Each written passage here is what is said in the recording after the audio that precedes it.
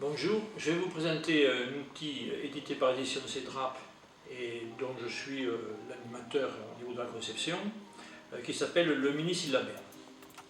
Alors c'est un objet, comme vous pouvez le voir, qui est réversible, articulé. On verra tout à l'heure dans les détails, plus dans les détails.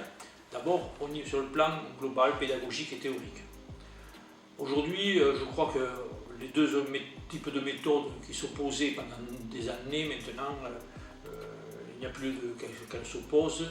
La méthode globale, où l'enfant devait connaître avant tout les mots dans leur globalité, qui s'opposait avec la méthode syllabique, où il fallait à tout prix que les enfants, par la magie de l'association de syllabes, ils pouvaient retrouver des mots, et souvent d'ailleurs il était tellement pris par ça qu'il oubliait le sens. On sait aujourd'hui, au niveau des sciences de l'éducation, qu'il y a à peu près 45 mots qui sont des petits mots, on les appelle les petits mots, en fait ce sont des embryeurs comme lorsque, comme, quand, je, tu, etc. qui occupent pratiquement la moitié du langage écrit et du langage à lire et qui sont présentés aux enfants à travers les contes ou à travers des écrits beaucoup plus diversifiés. Autrement dit, le parti pris, c'est-à-dire on va travailler par cœur, c'est-à-dire globalement ces mots-là, alors je l'ouvre tout à fait au hasard, ce, en, elle, o, bon, vous avez compris le principe. Donc il ne s'agit pas de dire A, U, comme O, c'est que l'enfant doit le savoir globalement.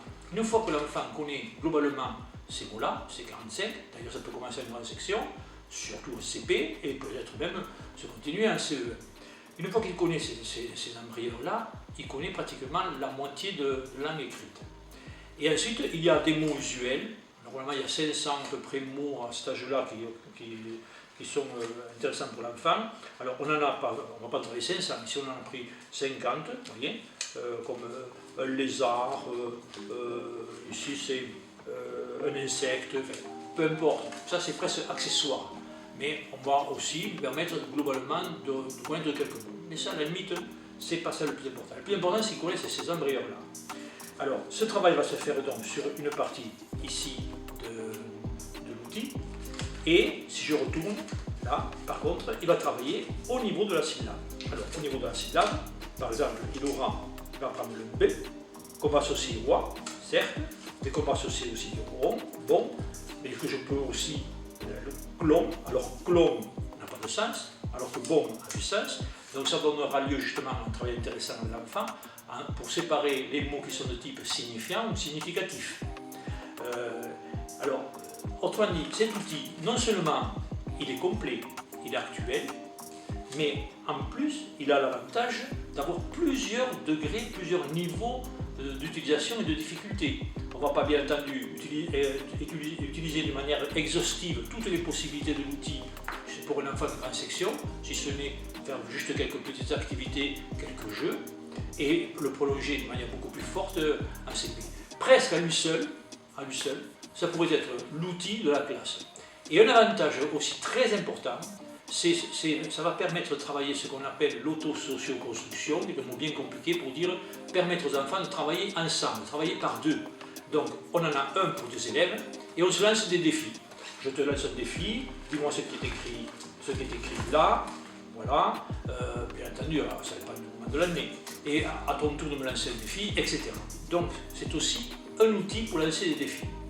Et aussi d'entraînement à la maison pour jouer avec les parents.